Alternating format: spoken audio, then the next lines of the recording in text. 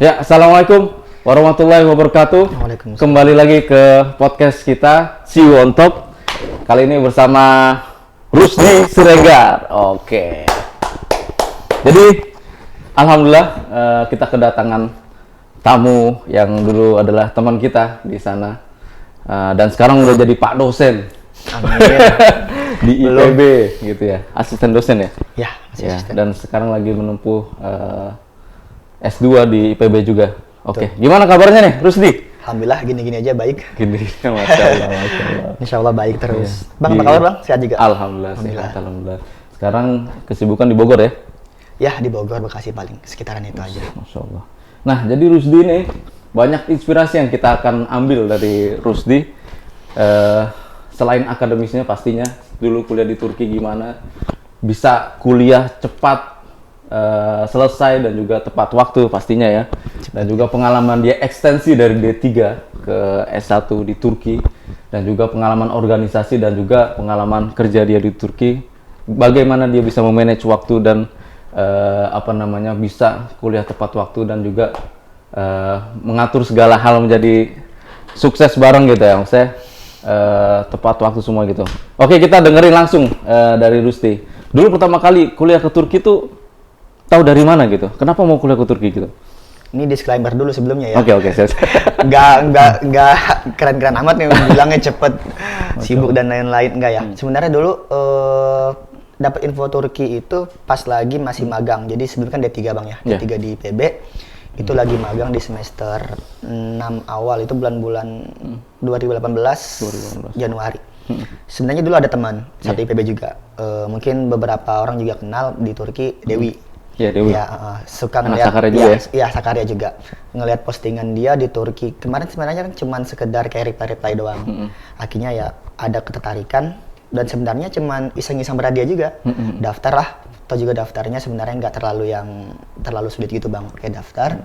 Qadarullah coba daftar di Sakarya juga dan itu lolos. Mungkin sudah takdirnya ya barangkali. Karena saya juga ngelihat potensinya kayak Turki. Wah, ini menarik juga. Iya. Selain luar negeri, dia juga udah bagian dari Eropa. Terus juga ya yang saya lihat kayak nggak ada masalah juga ya kalau kuliah di Turki, pendidikannya bagus, kemudian juga ibadah juga gampang, masjid di mana-mana ada. Terus juga tahunnya dulu juga Turki salah satu negara yang muslimnya masih diperhatikan juga ya. Ya mungkin itu sih, sama makanannya halal semua, jadi kayak nggak terlalu sulit. Jadi awal mulanya itu dulu dibantu temen namanya Dewi. Iya betul. Terus daftar waktu dan keterima di Sakarya. Betul. Dan waktu itu keadaannya masih udah lulus D3 ya? Jadi ke pengumumannya itu sebelum lulus ya. Tapi daftar ulang Sakaryanya itu, ini nggak tahu ya, memang kebetulan atau bagaimana. Jadi daftar ulangnya dengan jadwal wisuda di IPB itu sama. Oh. Jadi saya nggak ikut wisuda, tapi sudah mendaftarkan diri. Ya udah, ternyata nggak ikut wisuda, tapi ya daftar ulang ke Turki. Daftar ulang ke Turki. Ya, jadi nggak ada foto wisudanya ya. Gitu. Jadi orang-orang taunya kalau ngelihat Rusdi ya berarti otomatis, wah ini orang kayaknya nggak kelar nih D3-nya. Tapi mas sebenarnya kelar, tapi nggak ikut wisuda aja. Langsung ke Turki buat daftar ulang. Iya. Jadi dari D3 jurusan kimia ya? Analisis kimia dulu. Analisis kimia, IPB, terus lanjut ke S1 di Turki. Ya, itu emang bisa ekstensi di Turki? Sebenarnya dulu kesannya kayak gimana Bang ya? Kayak ya sebenarnya sesuatu yang nggak tahu juga. Cuman udah nanya-nanya juga ke beberapa senior ya, istilahnya udah duluan ke Sakarya. Kan saya keterima di Sakarya tuh. Kayak tanya, Kak, kira-kira bisa nggak ya Kak? Saya dari D3 analisis kimia mau lanjut ke ke S1. Salah satunya Abang saya tanya juga sempet ya. Saya tanya Abang juga, dan emang sebenarnya semua kakak kelas tuh bilangnya nggak bisa. Cuman saya pribadi emang dari pribadinya ya, itu bukan tipe yang kalau nggak dengar sendiri, nggak tahu langsung penasaran. Gitu ya. Jadi toh juga pada saat keterima kan kita harus bahasa dulu ya di Turki ya, setahun. Saya rasa ya udahlah bahasa dulu aja, nggak masalah. Karena juga sambil nyari info, dan akhirnya setelah 4 bulan bahasa itu juga belum bisa bahasa Turki banget, tapi setidaknya udah mengerti lah. Akhirnya minta tolong ke salah satu senior juga. Dulu panggilan Mudang ya. Mudang ya. Sama Mahmudah minta tolong buat nemenin ke dekan dan juga ke Baskan Bolum lah, itu Baskan Bolum kayak ketua jurusan lah, bagian dosennya. Dan akhirnya ternyata setelah ngobrol-ngobrol dan sebagainya, ternyata bisa. Bisa ya. Ya di situ awalnya kayak nggak expect aja, kayak udah tahu kita udah siap kemungkinan terburuknya, nggak bisa ya udah. Kalau nggak bisa ya udah pulang, udah bahasa, ekstensi dulu, ntar bakal ke Turki lagi buat S2-nya gitu. Oke. Yang penting udah tahu jawabannya, ternyata bisa. Di situ ya senangnya nggak main-main ya, kayak senang banget istilahnya bisa ekstensi di luar negeri kan.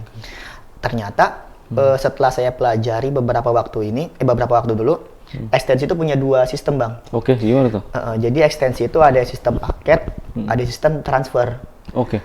Kalau paket itu mungkin teman-teman di Indonesia taunya kalau kita lulus D3 mau lanjut S1 anggaplah kayak di USU gitu. Iya. Misalkan dari analisis kimia ngambil kimia, oh ya udah kalau kamu daftar, kamu ntar ngambil mata kuliahnya ini selama 2 tahun. Jadi ada paket-paketnya, istilahnya mata kuliah kamu harus ambil itu seperti ini, list-listnya. Itu nggak mau tahu itu yang harus diambil, meskipun udah pernah diambil di D3 dulu, tetap harus diambil lagi. Itu sebagai paket, jadi ya udah ada listnya dan itu emang udah disiapkan oleh universitasnya.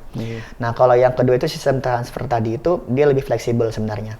Lebih fleksibel tuh dalam artian mata kuliah apa yang udah diambil dan itu sekiranya mungkin silabusnya sama dengan yang ada di mata kuliah di S1-nya, itu nggak bakal diambil lagi.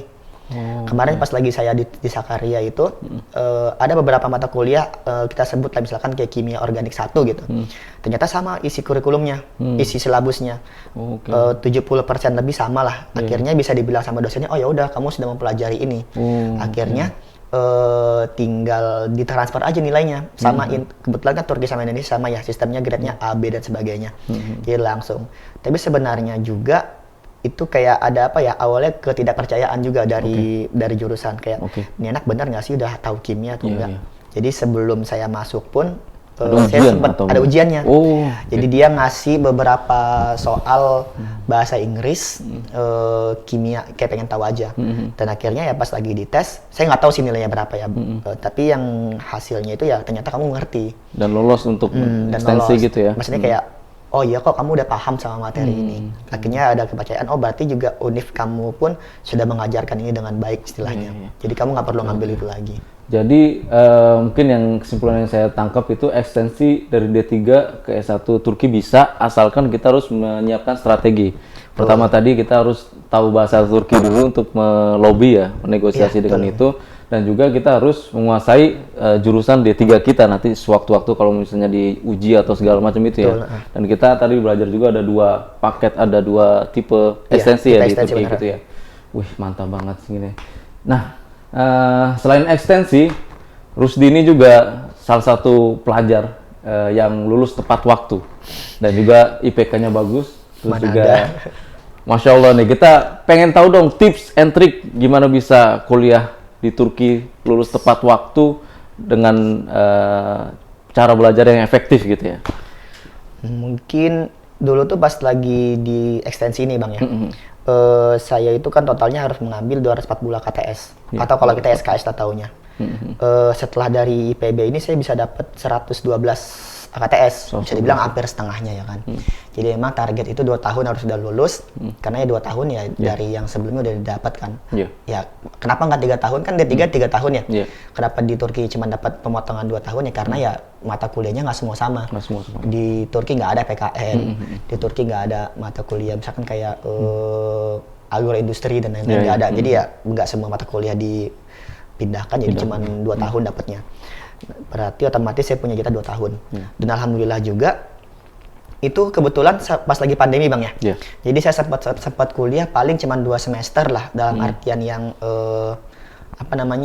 tatap mukanya. 2 semesternya lagi itu terkendala sama pandemi. Kalau terkait tentang tepat waktu, saya pribadi mungkin karena ketolong sama ini Bang ya, sempat D3 juga dan materinya juga sama. Jadi alhamdulillah beberapa materi kimia saya sudah menguasai lah insya Allah. Jadi nggak terlalu kesulitan dari kayak teman-teman dari SMA mungkin yang basicnya ya dari SMA langsung kuliah. Tapi saya juga sebenarnya ada beberapa mata kuliah yang saya juga nggak paham juga, karena nggak dipelajari di Indonesia dan emang harus belajar lagi. Nah teknik atau cara gitu lah kalau saya pribadi ya. Sebenarnya kan mata kuliah itu kalau kita tahu, anggaplah ada 7 mata kuliah yang kita ambil pada saat semester itu. Jadi saya tuh sebenarnya tipe yang tahu kemampuan. Maksudnya kayak tahu kemampuan itu adalah kapasitas diri. Ya, kapasitas diri. Oh ada 7 mata kuliah. Pas lagi 2 minggu itu pasti saya bukan orang yang kayak semuanya itu pengen diseriusin. Oke. Saya 2 minggu 3 minggu bakalan kayak apa ya? Kayak nyari tahu mana sih yang sekiranya bisa saya raih, mana yang bisa saya usahakan, mana yang harus saya tinggalkan. Oke. Kenapa? Karena prinsip saya seperti ini, Bang. Lebih baik saya menggeser atau meninggalkan mata kuliah yang membuat saya sulit. Oke. Anggaplah kayak, ya udahlah saya nggak usah ngambil mata kuliah, tetap ikut. Karena kan bakal diambil di semester selanjutnya kan, dengan kesiapan yang lebih. Saya lebih baik tinggalkan itu, karena kalau nanti saya ambil nilai yang bisa saya harusnya bagus itu jadi jelek. Oke. Anggaplah kayak ini kita ngitungnya dari sarjana aja kayak, kalau saya kayak istilahnya kayak jabarin lah semuanya gitu, saya ambil semuanya, ada kemungkinan saya bakal dapat nilai C yang saya nggak bisa ini, yang tadi pengen saya tinggalin. Yeah. Otomatis yang lainnya ya karena saya kesulitan ada fokus ke yang sulit ini, yang lainnya jadi kayak kebagi nggak sih fokusnya? Iya, iya. Jadi anggaplah dapat nilainya B sama C. Tapi kalau saya tinggalkan yang saya sekiranya nggak mampu ini, yang C ini, saya tinggalkan lah. Misalnya kayak cuma datang doang dapat nilai F lah atau dapat nilai E, nggak masalah.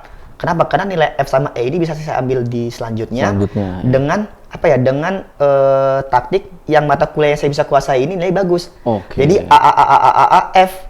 Gak masalah yang F ini. Kenapa? F ini bisa diperbaiki di kemudian hari. Oke. Jadi IP saya bisa istilahnya kalau dari segi nilai ya, ilmunya juga, nilai dan ilmu, saya bakal lebih fokus ke sana karena nggak ada kebagi fokus ke yang saya tidak kuasai ini. Oke. Kayak kemarin anggaplah ada mata kuliah yang saya memang nggak terlalu expert, namanya itu kimia fisik lah bahasa Indonesianya. Saya yakin kayak, wah kalau saya bakal fokus ke sini nih, 6 mata kuliah lain tuh kayak ya bakal kebagi lah gimana istilahnya kan. Ya udah saya tinggalin aja, tapi saya ikut kuliahnya, oh ternyata kayak begini. Saya juga ikut ujiannya, oh ternyata tipe soalnya seperti ini. Tapi tetap nggak saya fokusin, kayak ya udah sekedar ikut, sekedar tahu bagaimana tipenya.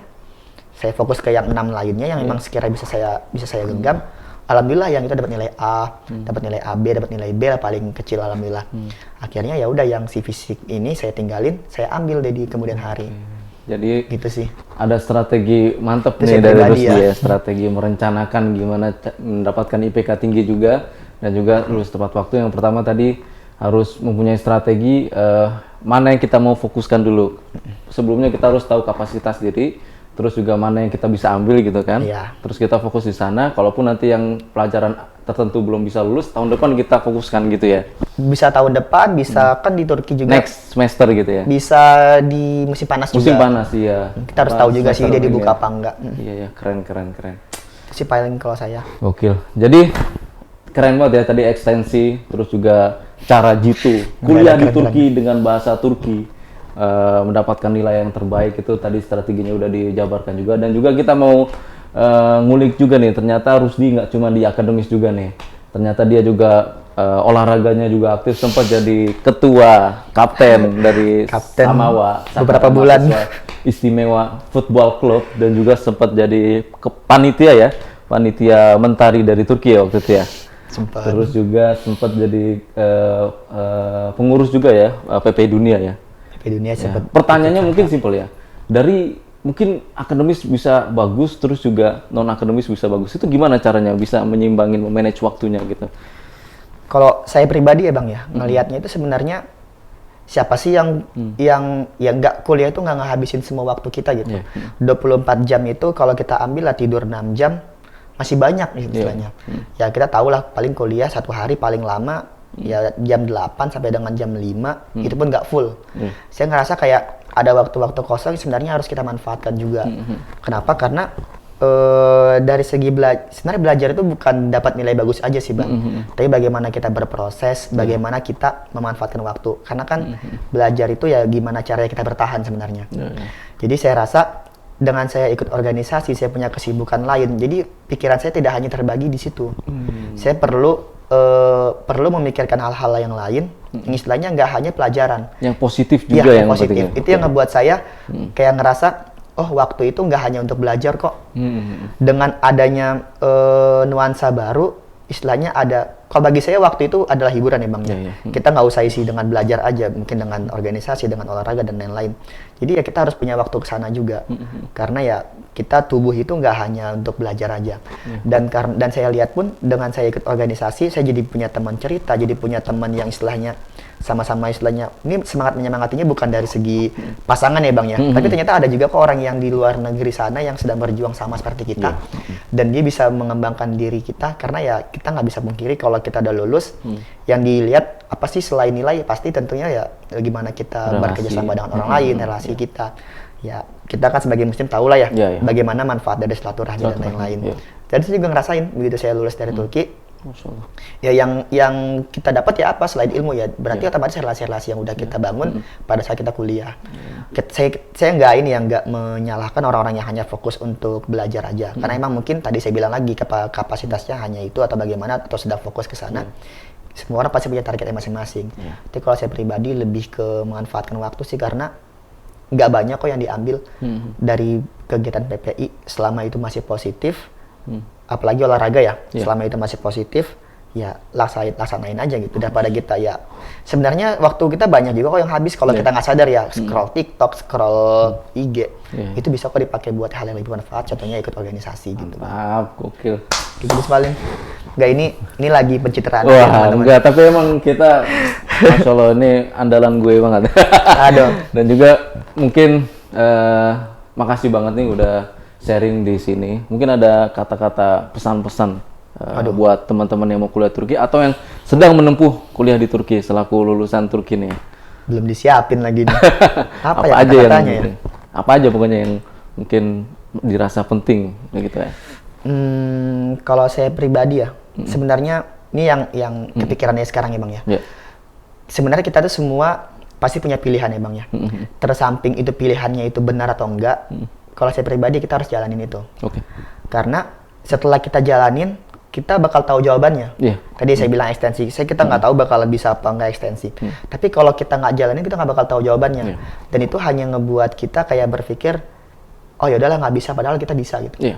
Jadi segala sesuatu harus dicoba, dan ya kalau kita udah coba baru kita tahu jawabannya. Kalaupun jawabannya itu tidak sesuai dengan apa yang kita harapkan, akan ada kok jawaban-jawaban yang lebih baik yang nantinya bakalan datang ke kita selama kita itu masih mencoba gitu.